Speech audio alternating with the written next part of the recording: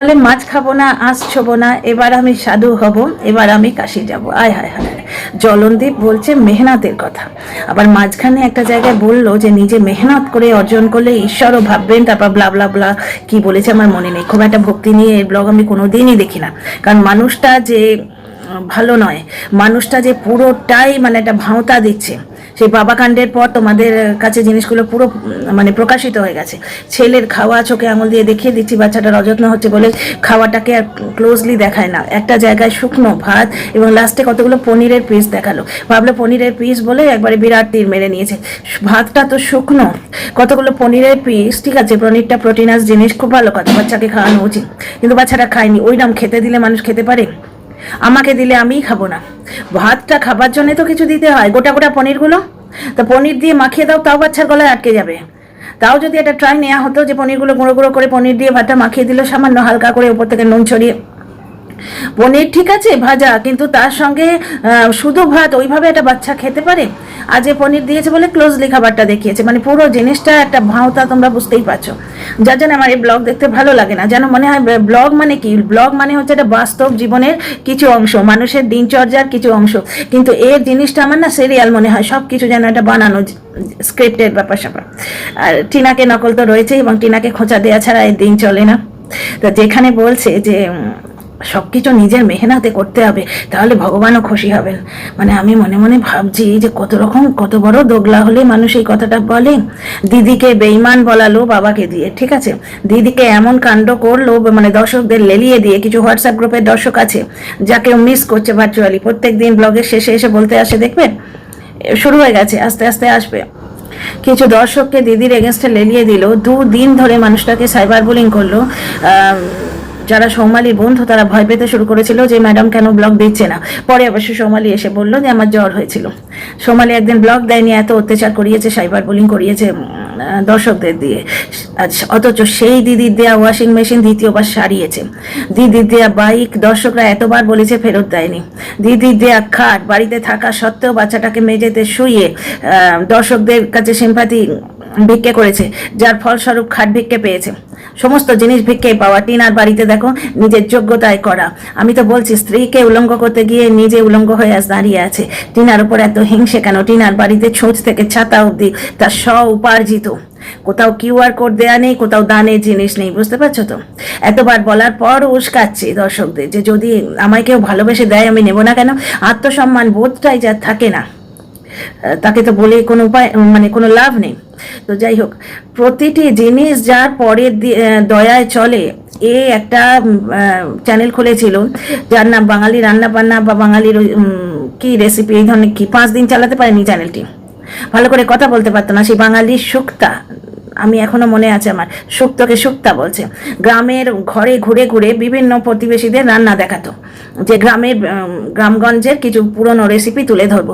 কেউ দেখেনি। Tina community post দিয়ে দিয়ে যে তোমরা ওর ভিডিও দেখছো না কেন, কমিউনিটি পোস্ট দিয়ে দিয়ে কিছুদিন ট্রাই করলো, তাতেও চললো না, চ্যানেলটা চালাতেই পারলো না। অথচ আজকে টিনাকে বলে তাকে দিয়ে করানো হয়েছে, বুঝতে পারছো? তাহলে চ্যানেলটা যেটা ভোগ করছে ওটা টিনার চ্যানেল, একটা টিনার বিয়ের আগের চ্যানেল। টিনা ব্লগে বলেছে এটা, মানে এই ভিডিওটা পার্টিকুলার এই ভিডিওটা এসছে টিনা শর্টসে, একটি মাত্র ব্লগ দিয়েছে, সুতরাং টিনা শর্টসে গেলেই তোমরা ইনফরমেশনটা পাবে। টিনা বলেছে ওটা আমার বিয়ের আগের চ্যানেল, সেইটিতে থাম প্রিন্ট দিয়ে রেখে দিয়েছে যাতে কেউ খুলতে না পারে বা হ্যাক করতে না পারে। আর বাকি চ্যানেলটা তো অর্ধেক টিনার পাওনা, ও ওখানে কাজ করেছে, তাকে দিয়ে করানো হয়েছে, তার বদলে সেই বাড়িতে থেকে পান্তা ভোগ করেছে। তো অর্ধেক রেভিনিউ টিনার পাওনা, অর্ধেক ক্রেডিট টিনার পাওনা, এবং ওতে যে টিনার ক্রিয়েটিভিটিগুলো রয়েছে, যেমন টিনার ডান্স ভিডিও, টিনার ছোট ছোট নাটিকা, যেটা স্ক্রিপ্ট লেখা ওর, ডায়লগ লেখা ওর, এবং অ্যাক্টিং ওর, সেইগুলো থেকে কারি কারি টাকা আসছে এবং সেইগুলো সে ভোগ করছে। এই মানুষ বলে নিজের মেহনতে করা জিনিস, মানে দোগলাপন এবং মিথ্যাচারিতার মানে একদম প্রকৃষ্ট উদাহরণ, মানে বোধহয় ওয়াইটিতে আর দেখতে পাবে না। তো ডিয়ার ফ্রেন্ডস, আরও অনেক কথা বলবো, আগে ওয়েলকাম করি। Welcome back to my channel, my world of words. আমি সৌমি, আমি আপনাদের সবাইকে আমার চ্যানেলে ওয়েলকাম করছি। ডিয়ার ফ্রেন্ডস, টিনা আজকে নিজের মনের একটা বিরাট ক্ষতস্থান কিন্তু আমাদের সামনে ওপেন করে দিল। এই যে টিনার বাপের বাড়িকে লোকে অকথ্য গালাগাল দেয়, আবার শুরু হয়ে যাবে, কাল পরশুর মধ্যেই প্রচণ্ড গাল খাওয়া শুরু হয়ে যাবে, আমার গাট ফিলিং বলছে। নোংরামোটা যেটা বলে, নেগেটিভ পয়েন্ট, নেগেটিভ কমেন্ট আলাদা, কিন্তু নোংরামো ব্যাপারটা আলাদা। আমার যেন গাট ফিলিং বলছে যে কিছু লোকের ঠিক বরদাস্ত হচ্ছে না, টিনার কমেন্ট বক্সটা সাফ সুতরা আসছে, বুঝতে পারছো তো? তো যাই হোক, একটা জিনিস এখানে প্রশংসা না করে পারছি না, একটা পজিটিভ পয়েন্ট, সেটা হচ্ছে টিনার সাপোর্টাররা কিন্তু এত দিনে ঢাল তলোয়ার নিয়ে এগিয়ে এসছেন, ভদ্রভাবে মার্জিত ভাষায় তারা কিন্তু জবাব দিচ্ছেন। যেমন আজকে টিনা ব্লগেও বললো যে দাদা বৌদির আসার কথা ছিল তাই চিকেন অতটা করেছি, এবার আমি কি করব এতটা চিকেন, দাদাকে বললাম, তো দাদা বললো বৌদির জ্বর হয়েছে 2 দিন ধরে খা, এটা বললো ইয়েতে ব্লগে দেখালো, কিন্তু এরা তো শুনতে পায় না। যেমন ও বলেছে যে তার ব্রেকআপ হয়ে গেছে, এরা শুনতে পায় না, কমিউনিটি পোস্ট দিয়ে এসে স্বীকার করেছিল, কিন্তু সেই মানুষটাই যে ভিডিওতে 2বার বলেছে যে আমার আর তার সঙ্গে সম্পর্ক নেই, সেগুলো এরা শুনতে পায় না। একজন দর্শক গিয়ে লিখেছে একজনের জন্য হে হে হে এতটা চিকেন হে হে হে, মানে দেয়ার ইজ সামওয়ান, মানে দেয়ার ইজ হার বয়ফ্রেন্ড, এইটা একটা মানে ইন্ডিকেশন রয়েছে সেখানে। কিন্তু বহু দর্শক দেখলাম প্রটেস্ট করেছেন, যে কারণগুলো বলেছে। তো আমি তো লিখি, আমি তো প্রথম দিন থেকে লিখি, গালও খাই, মানে নোংরা নোংরা কথা শুনি, সে ঠিক আছে, কিন্তু এখন টিনার দর্শকরা এগিয়ে আসছেন, এইটা সব থেকে ভালো লাগছে। মানে সমস্ত নেগেটিভ কমেন্টের ওনারা জবাব দিচ্ছেন, এবং একজন দর্শক লিখলে 10 জন এসে তাকে সাপোর্ট করছে, খুব ভালো লাগছে এই জিনিসটা। ঠিক আছে, এইভাবে আমরা যদি সবাই মিলে টিনার পাশে দাঁড়াই, তাহলে একদিন ওই বাধা বিপত্তি অতিক্রম করে নিশ্চয়ই মাথা উঁচু করে দাঁড়িয়ে যাবে, অলরেডি দাঁড়িয়ে গেছে, জাস্ট সামান্য একটু সাপোর্ট দরকার। ঠিক আছে, এবার ফিরে আসি টিনার কথায়। যারা বলে যে ওর ফ্যামিলি ওকে সাপোর্ট করেছে পরকীয়া করতে, মোটেই তাই নয়। হ্যাঁ, পরিবার, বাপ মায়ের কনিষ্ঠ সন্তান, আদরের সন্তান, তাকে শুধু হাত ধরে রাস্তায় বসিয়ে দেয়নি, কিন্তু ভেতরে যে অনেক ঝড়ঝাপটা ওর উপর দিয়ে গেছে, যেটা আমি কিছুটা জানি, তোমাদের বলেইছি, আজকেও কিছুটা মানে আমি জিনিসটা ভোগ করেছি, জানি, মানে হচ্ছে মেয়েদের মাথার উপর ছাদ না থাকলে যে কি দুরবস্থা হয় সেটা আমি কিছুটা জানি বললো।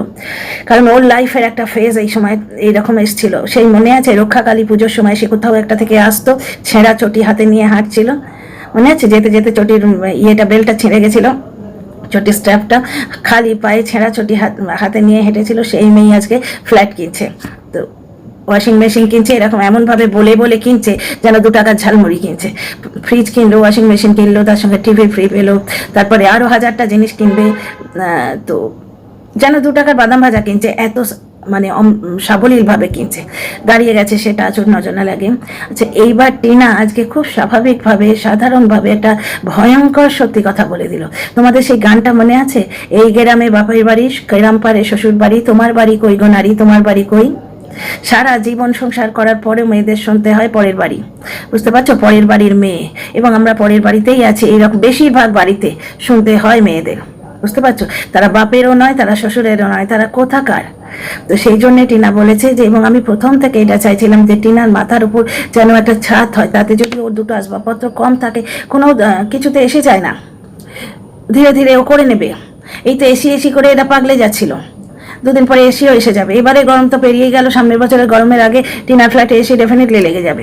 কিন্তু ব্যাপারটা হচ্ছে মাথার উপর ছাদটা দরকার মেয়েদের, এইটা একটা ভীষণ দুর্বলতা। কারণ মেয়েরা না খেয়েও থাকতে পারে, জামা কাপড় 2টো কম দাও, ছেঁড়া জামা পরেও তারা থাকতে পারে, কিন্তু মাথার উপর ছাদ না থাকলে সে কোথায় যাবে? এই একটি মাত্র ভয়ে তারা চৌকাটে মাথা দিয়ে পড়ে থাকে, তাদের মারও পেটও যাই করো, পাপসের মতো করে ট্রিট করা হয়। গরিব, বড়লোক, মধ্যবিত্ত যে কোনো পরিবারে, সব পরিবারে বলছি না, কিন্তু বেশিরভাগ অনেক পরিবারে এটা কিন্তু ফিনান্সিয়াল স্ট্যাটাসের উপর ডিপেন্ড করে না, এটা মেন্টাল স্ট্যাটাস, শিক্ষা দীক্ষার উপর ডিপেন্ড করে। অনেক শিক্ষিত মানুষকে দেখেছি লোকের সামনে স্ত্রীকে তুচ্ছতাচ্ছিল্য করতে, অথচ অনেক গরিব ঘরের একদম ক অক্ষর জানা নেই এরকম মানুষকে দেখেছি কি সম্মান দিয়ে কথা বলে তার বাড়ির বউকে, মাকে, মানে বাড়ির মেয়েদের। সুতরাং মেয়েদের এইটা বিরাট দুর্বলতা, এবং এই ভয়ের জন্যেই মেয়েরা কিন্তু স্বামীর পায়ের তলায় বা বাড়ির যে কোনো পুরুষ যারা রয়েছে তাদের পায়ের তলায় মাথা দিয়ে পড়ে থাকে, তাদের পাপসের মতো ট্রিট করা হয়। আজকে খুব সুন্দর একটি কথা শুনলাম, যে মানে কথাটি আমার নিজের নয়, সুতরাং ক্রেডিটটা আমি নেব না। আজকে ওই যে ফ্যাশানি যাকে বলতো, ফ্যাশানি বর্তমানে সে বনু হয়ে গেছে, মানে দুরন্ত ঘূর্ণির এই লেগেছে তাক, ছন্দে ছন্দে কত রং বদলায়, ছন্দে ছন্দে কত রং বদলায়। তো সেই মেয়েটির সেই কি নাম, ঈশানীর একটা ছোট্ট শর্টস এলো, খুব সুন্দর কথা বললো। সেটা কথাটা কি বলতো, যে ছেলেরা কাঁদে আফসোস করে হারিয়ে যাবার পর, মেয়েরা আফসোস করে হারাবার ভয়ে। বুঝতে পারছো, মেয়েরা ভয় পায়, কাঁদে, পাছে আমার স্বামীটি আমার হাত না ছেড়ে দেয়, পাছে আমার শ্বশুর ঘরটা হারিয়ে না যায়। আর পুরুষরা যতক্ষণ স্ত্রী কাছে থাকে তাকে একবারে আছাড় দেওয়ার মতো, ধোবিঘাটে কাপড় আছাড় দেওয়ার মতো তার সঙ্গে বিহেভ করে। যখন সে হাত ছাড়া হয়ে যায় তখন সে আফসোস করে। বুঝতে পারছো, কথাটা খুবই সত্যি কথা। তো আজকে সমাজে মেয়েরা যে সেকেন্ড পজিশন পাচ্ছে, তবলা স্থান পাচ্ছে, তার কারণ কিন্তু এই বাসস্থান। কারণ অনেক তোমরা মিমস হচ্ছে না, অনেক মিমসে দেখবে শাসবহু ইচ্ছে করে মানে আসল সত্যটা তুলে ধরার জন্য শাসবহুর ছোট ছোট নাটিকা দেখায়। সেইখানে অনেক শাস যে মানে শাশুড়ি বলেন, শাশুড়ি মুখে ডায়লগটা ইচ্ছে করে বসানো হয়, মানে রিয়েলিটিটা, ক্রুড রিয়েলিটিটা দেখানোর জন্য, যে তু হামারে ঘর মে রহতি হ্যায়, ইয়ে ইয়াদ রাখনা। বুঝতে পারছো, মেয়েদের যখন বাপের বাড়ি থেকে বিদায় দেওয়া হয় তখন কি বলা হয়, যা নিজের বাড়ি যাচ্ছিস, তাই তো। শ্বশুর বাড়িতে যখন আসে সে, প্রতি মুহূর্তে তাকে মনে করিয়ে দেওয়া হয় পরের বাড়ি থেকে এসছিস এবং তুই আমাদের বাড়িতে আছিস, আমাদের মতো করে চলতে হবে। তো টিনা আজকে দারুণ একটা সাংঘাতিক কথা বলছে, যে প্রতিটি মেয়ের নিজের মাথার উপর ছাদ হওয়া দরকার। এবং কন্যাদায়গ্রস্ত পিতাদের কি বলছে, যে তোমরা গয়নাকাটি দিও না, তোমরা আসবাবপত্র দুটো কম দিলে, কিন্তু মেয়েটার নামে একটা জমি বা এক টুকরো বাসস্থান করে দাও, সেটা অনেক কাজে দেবে। হ্যাঁ, এক্ষুনি লোকে বলবে, একটা কমেন্টও এসছে যে খুব সুন্দর একটা কমেন্ট তো বলে মেয়েদের দিল জিতে নিলে, কিন্তু এটা করা কত শক্ত জানো? না, করা শক্ত কিন্তু নয়। টিনা একটু রিজার্ভ মেয়ে, ও ওই রকম ভাবে দুটো কথাতে সেরে দেয়, কখনোই দেখবে খুব জ্ঞানগর্ভ কথাও বলে না, একটা দুটো কথাতে সেরে দেয়। ও যেটা বলতে চেয়েছে, যে মাথার ওপর বাসস্থান যদি বাবা দিয়ে দেয়, একটা 2 ভরি সোনা কম দিল, ঠিক আছে, তাতে কিছু এসে যায় না, কিন্তু হ্যাঁ, আলাদা করে জমি লিখে দেওয়া হয়তো বাবার পক্ষে সম্ভব হলো না, আলাদা করে ফ্ল্যাট কিনে দেওয়াও বাবার পক্ষে সম্ভব হলো না, কিন্তু বাপের বাড়িতে একটা ঘর তো দিতে পারে বাবা। আজকে ছেলে বউয়ের নামে যেমন একটা ঘর নির্দিষ্ট থাকে, কোনো বাড়িতে যদি 2 ভাই বোন হয়, তাহলে সেই বাড়ির সব থেকে ভালো ঘরটা ছেলের বিয়ে হবার পর ছেলের বউ নেবে, অলিখিত। বুঝতে পারছো, 2 ভাই হলে 2 ভাইয়ের জন্য 2টো ঘর মানে ফিক্স থাকে। বউ নিয়ে এসে থাকবে কোথায়? আহা, আমার ছেলেটার বিয়ে দিচ্ছি, সে বউ নিয়ে কোথায় থাকবে? কিন্তু মেয়ে যখন চলে যাচ্ছে বাড়ি ছেড়ে, তার ঘরটা কিন্তু গেল। সে একটি মেয়ের গল্প বলি, সে ফিরে এলো মানে স্বামী সন্তান হারিয়ে ফিরে এলো তা নয়, বাপের বাড়িতে এলো কিছুদিনের জন্য, এসে খুব আনন্দ হয়েছে, বিয়ের পর ফার্স্ট টাইম বাপের বাড়ি আসছে, স্বামী ভালো ঘরে বিয়ে হয়েছে, বড়লোক মেয়ে। ফিরে এসেই বলছে সেই ছোটবেলাকার মতো, বাবা নিজের ঘরে থাকার আনন্দই আলাদা বলে দৌড়ে দোতলায় উঠলো, নিজের চোখে দেখা গো, তার আর নিজের ঘর নেই, সে খুঁজে পাচ্ছে না নিজের ঘর। তার ঘরে শিফট করে গেছে তার ছোট বোন, বুঝতে পারছো, আর তার মানে স্পেয়ার ঘরটায় ছোট বোন শিফট করে গেছে, আর তার ঘরে ছোটদার বিয়ে হয়ে গেছে, ছোটদার বউ নিয়ে এসছে। আর আগে থেকেই বর্দার বউ একটা ঘরে থাকতো, একটা স্পেয়ার ঘর ছিল, সেখানে ছোট বোন আগেই থাকতো, সেখানে ছোট বোনই রয়েছে, তার আর কোনো ঘর নেই। সে মাকে গিয়ে বলছে, মা আমার ঘর, তখন মা হাসছে, মা বলছে তোর আবার ঘর কি? ওদিক থেকে বৌদিরা ফুটকাচ্ছে, তোমার ঘর তো সেখানে গো, তোমার ঘরটা কেমন সাজালে সেখানে। মানে সবাই মিলে বুঝিয়ে দিল যে তুই এখানে মেহমান, তুই অতিথি হয়ে এসছিস, 2 দিন থাক, আরে যেখানে পাবি সেখানে শুয়ে নে না, 2টো দিনের জন্য তো এসছিস, বোনের ঘরে থেকে যা। মানে সেই ছোটবেলাকার ঘর, যেটা সেই অনেক মেয়েরা আছে দেখবে সাজায়, আমিও সাজাতাম, ঘরের কর্নারগুলো সেই কাঠ দিয়ে ছোট ছোট পুতুল বানিয়ে। টিনা দেখেছিলে বাপের বাড়ির একটা ছোট্ট মতো টেবিল ছিল বাপের বাড়ির খাটটার পাশে, যেখানে ওর ঠাম্মির সঙ্গে রুম শেয়ার করতো, সেখানে ওই সেই ব্যাম্বুটা রেখেছিল, তারপরে একটা মানি প্ল্যান্ট রেখেছিল, ছোট্ট পুতুল কিনে সাজিয়ে রাখতো, দেখেছো? ওইরকম প্রত্যেকটা মেয়েরই একটা সোচ আছে, তো আমি এরকম সাজাতাম নিজের ঘরটাকে। তো ওই মেয়েটি ওই রকম ভাবে ঘরটা সাজিয়ে রেখে গেছে, ঘরে ঢুকে দেখে সম্পূর্ণ পাল্টে গেছে, সেসব আর কিছু নেই সেখানে। ছোটদার বউয়ের মানে ছোট বৌদির বিয়ের ফটোতে ভর্তি হয়ে গেছে, ঘরটা রং হয়ে গেছে, রং পাল্টে গেছে। মা হাসতে হাসতে বলছে, এখানে আবার তোর ঘর কোথায়? তোর তো ঘর সেখানে। মানে এইভাবে মেয়েকে ট্রিট করছে যাতে মনে আঘাত না লাগে। সার্টিফিকেট খুঁজছে, সার্টিফিকেটগুলো খুঁজে পাচ্ছে না, কারণ কি বৌদি এসে গেছে, সে একদম তোলপাড় করে নিজের মতো করে গুছিয়ে নিয়েছে। তো বলছে যে মা, আমি সার্টিফিকেটগুলো যাবার সময় নিয়ে যাইনি, কোথায় গেল? বাবা আবার ইয়ার্কি করে মানে আদর করে বলছেন যাতে মেয়ের মনে আঘাত না লাগে, মেয়ে বিয়ে পাশ করে গেছিস, তোর আবার সার্টিফিকেট নিয়ে কি হবে? মানে কোথাও খুঁজে পেল না, আলটিমেটলি পাওয়া গেল ভদ্রলোকের বাড়ি, শিক্ষিত সংসার, মাই কখন তুলে রেখেছিলেন ভুলে গেছেন, কিন্তু এইটি রিয়েলিটি। মেয়েটার মনে যে পরিমাণ আঘাত লেগেছিল, ছোট বোন বাচ্চা, তখন সে সেই ব্যাপারটার গুরুত্ব বোঝে না, সে কিছুতেই মানে দিদিকে রুম শেয়ার করতে দিতে রাজি নয়। আলটিমেটলি তার সঙ্গেই গিয়ে শুতে হলো। মানে সবে কোথাও একটা করে বাবা মা, তার ঘরে ছোট বৌদি ছোটদা, বড়দা বৌদি, তার ঘরে একটি মাত্র স্পেয়ার ঘর, সেখানে ছোট বোন থাকে, ছোট বোন ঢুকতে দেবে না। মানে এমন অবস্থা হয়েছিল, সে বড় লোকের বউ হয়েছে, খুব ঘমান্টিক আছে, কিন্তু নিজের বাড়িতে সে বারান্দায় শোয়, এমন অবস্থা হয়েছিল। তো বাবারা তো এই জায়গাটায় একটু হেল্প করতে পারেন না, যে না এইটা আমার ছেলের ঘর, তো এইটা আমার মেয়ের ঘর, বাড়িতে দুটো ঘর আছে, তার মানে একটা আমার ছেলের জন্য যদি আমি ভেবে রাখি, তো একটা ঘর আমি মেয়ের জন্য ভেবে তৈরি করব। আমার 2 সন্তান, সে কন্যা হোক পুত্র হোক, সুতরাং 2 সন্তানের জন্য আলাদা আলাদা রুম আমি প্রথম থেকেই বানিয়ে রাখবো। এইটুকু সোচ কি রাখা যায় না? জমি নাই কিনে দেয়া গেল, ফ্ল্যাট নাই কিনে দেয়া গেল, তাই না? টিনা এটাই বলতে চেয়েছে যে কোথাও একটা তার মাথা গোঁজার জায়গা, কোথাও একটা। আজকে টিনার লাইফে যেমন ছন্দপতন ঘটেছে, ভগবান না করুন কারো জীবনে এই দিনটা আসুক, কিন্তু যদি অঘটন ঘটে, সে মেয়েটা এসে যেন কোথাও একটু ঠাঁই পায়। এমন না হয় যে বাপের বাড়িতে ফিরে এসছে বলে তাকে বারান্দায় শুতে হচ্ছে, কারণ তার আর ঘর নেই সেখানে।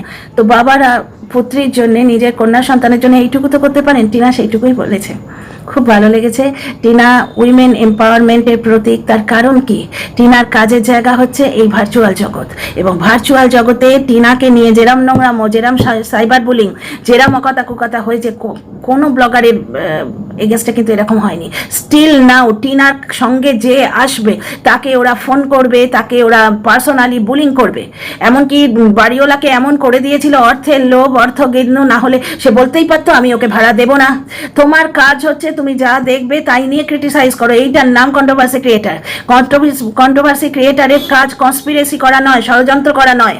টিনাকে ষড়যন্ত্র করে তার ফ্ল্যাট থেকে তাড়িয়ে দেওয়া হতো ঘেঁচু, কারণ 1000টা ফ্ল্যাট আছে, বুঝতে পারছো তো?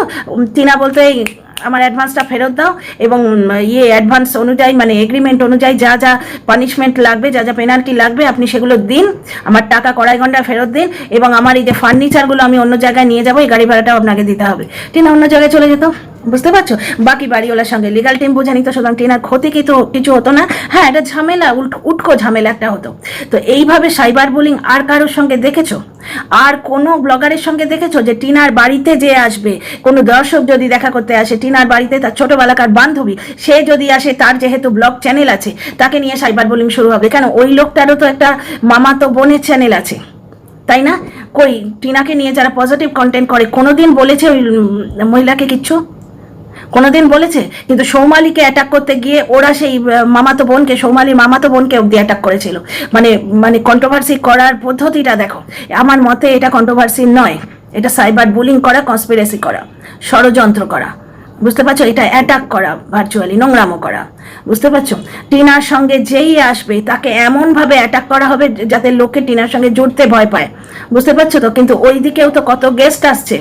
এই কাকুই বোধহয় 4বার না 5বার ঘুরে গেল। আমরা কেউ জলপাইগুড়িতে ফোন করেছি, ওর কাকু একটি মেয়ে নিয়ে এসেছিলেন, সেই মেয়েটির সম্বন্ধে কেউ একটি কথা বলেছে? বুঝতে পারছো? কেউ বলেছে কাকুকে ফোন করে পার্সোনাল যে ওদের বাড়িতে কেন যাচ্ছেন, কত টাকা আপনি খরচা করলেন, হিসেব দিন, ট্যুরটা আপনি পয়সা দিয়েছেন না সে পয়সা দিয়েছে? ফোন করে জানতে চেয়েছি, সত্য উদ্ঘাটন করতে গিয়ে জানতে চেয়েছি কি? তো টিনার যে জায়গাটা কর্মস্থল, ওর কর্মস্থল হচ্ছে এই ভার্চুয়াল ওয়ার্ল্ডটা, এবং এইখানে ওকে বাধা বিপত্তির সম্মুখীন হতে হয়েছে। এমন নোংরামো ওকে ঘিরে করা হয়েছে, যে কোনো মানুষ ডিপ্রেশনে চলে যেত। টিনারও প্রবলেম হতো, ও চোখ মুখ ফোলাগুলো দেখেছো? ও ডিপ্রেশন গিলে ফেলতো। সকালবেলা খালি পেটে যেরকম ওষুধ খায় না থাইরয়েডে, ঠিক সেইভাবে ডিপ্রেশন গিলে ফেলতো। ওইভাবে এগিয়েছে মেয়েটা, অনেক দূর তো এগিয়েছে, কিছু তো করে সে দেখিয়েছে। সুতরাং টিনাকে উইমেন এম্পাওয়ারমেন্টের প্রতীক বলাই যায়। সে একটি ভুল জীবনে করেছে, অনেক মানুষই জীবনে ভুল করে, অনেক মানুষ। কত স্টুডেন্ট টুকতে গিয়ে ধরা পড়ে যায়, সেই স্টুডেন্টকেই যখন যত্ন করে পড়ানো হয়, যে বলা হয় যে বাবা টোকার দরকারই নেই, কষ্ট করে তুমি যে চিট বানাবে তার চেয়ে সেই পরিমাণ সময়টা ব্যয় করে তুমি ওই কোয়েশ্চেনটা মুখস্থ করো, তোমার চিট বানাবার দরকার হবে না। হয়তো দেখা যাবে সেই ছেলেটি ফার্স্ট হয়ে বেরিয়ে গেল, বুঝতে পারছো তো? টিনাকে কিন্তু সেই সুযোগটা কেউ দেয়নি, এবং স্টিল নাও সেই সুযোগটা কেউ তাকে দিচ্ছে না। এখনো তাকে পেছন থেকে টেনে ধরার, এই লিফটের পাশে কে যেন ছিল, কোথায় যেন সুইচ টেপার আওয়াজ পেলাম, ও পেছন ফিরে তাকালো, বোঝোর ঠালা। এখনো তাকে সাইবার বুলিং করে চলেছে। টিনাকে নোংরা করে যেভাবে কনস্পিরেসি করা হচ্ছে, আমি তো যে কটা ব্লগারকে দেখছি বর্তমানে, কাউকে ঘিরে এতটা করা হয়নি, কোনোদিনই করা হয়নি। তাহলে এই সমস্ত বাধা বিপত্তি অতিক্রম করে টিনা যে তার কাজটি করে চলেছে, তার চ্যানেলটা আজকে 80,000 হাজারে পৌঁছে গেছে। কনগ্রাচুলেশন টিনা, অনেক অনেক congratulation, many more to come. Focus রাখো, আর যে যাই বলুক তুমি রিটার্ট করো না, তুমি ফেরত দিও না কিচ্ছু, কোনো আনসার দিও না, আনসার ব্যাক করো না, তাহলে তাদের নোংরা চেহারাটা দর্শকের সামনে আপনি আপ উলঙ্গ হয়ে যাবে, বুঝতে পারছো তো? তো নিজের কাজের জায়গায় টিনা যেভাবে বাধা বিপত্তি অতিক্রম করে মাথা তুলে দাঁড়িয়ে আছে, টিনা ব্লগ 80,000-এ আজকে পৌঁছে গেছে, আর নিজেকে যেভাবে সুপ্রতিষ্ঠিত করছে। একটা ভুল সে করে ফেলেছিল, কিন্তু সেই ভুলটাকে অতিক্রম করে, সেই ভুলটাকে ভুলিয়ে দিয়ে সে নতুন করে বাঁচার একটা দিশা দেখাচ্ছে নিপীড়িতা নির্যাতিতা মেয়েদের। ডেফিনেটলি টিনাকে এনভায়রনমেন্টের প্রতীক বলা যায়। আজকে যিশু এবং নীলাঞ্জনার খুব একটা বাজে খবর কানে আসছে যে দুজনে স্প্লিট হয়ে যাচ্ছে, বুঝতে পারছো তো? এই তো যিশু সম্বন্ধে কিছু ঘুষো শোনা যাচ্ছে, মহান একটা যিশু সেনগুপ্তের কথা বলছি। বাস দুজনে ডিভোর্স হয়ে যাচ্ছে। যিশুকে কেউ সাইবার বুলিং করছে, ট্রোলিং করছে, যে তোমার সিনেমা এলে তার সামনে দাঁড়িয়ে ল দিয়ে, ওয়ার্ডটা দিয়ে তার নাম দেব, তাকে অমুকলা তমুকলা বলে ডাকবো। কেউ করছে কি? নর্মাল একটা ঘটনা, দুজনের আর বলছে না, দুজনে দুদিকে পার্ট হয়ে যাবে। কারণ এইভাবে দুজনে একসঙ্গে থেকে গালিগালাজ করে, লাঠালাঠি করে, অথচ একসঙ্গে সংসার জুড়ছি, তাতে কিন্তু কোনো লাভ হয় না। সেই দুটো মানুষও অশান্তিতে থাকবে এবং সন্তানগুলোর সব থেকে ক্ষতি হবে। তার চেয়ে বাবা নিরাপদে নির্বিঘ্নে ডিভোর্সটা নিয়ে দুজনে দুদিকে চলে যাও। সেই এয়ার হোস্টেসটা যেরকম বলে না, দোনো দরওয়াজা দোনো তরফ খুলতি হয়, তেমনি দুজনের দুটো রাস্তা দুদিকে খোলে। সেই দিকে যদি ভদ্রভাবে এরা চলে যেতে পারে, তাহলে বাচ্চাটা বাঁচবে। কিন্তু তা তো করার উপায় নেই, কারণ ওই লোকটা প্রচন্ড একটা দল পাকিয়েছে, তখন খুব মস্তি নিয়েছে, কিন্তু সেই দল থেকে এখন তো বেরিয়ে আসতে পারবে না, সুযোগটি পুরো নিয়ে নিয়েছে।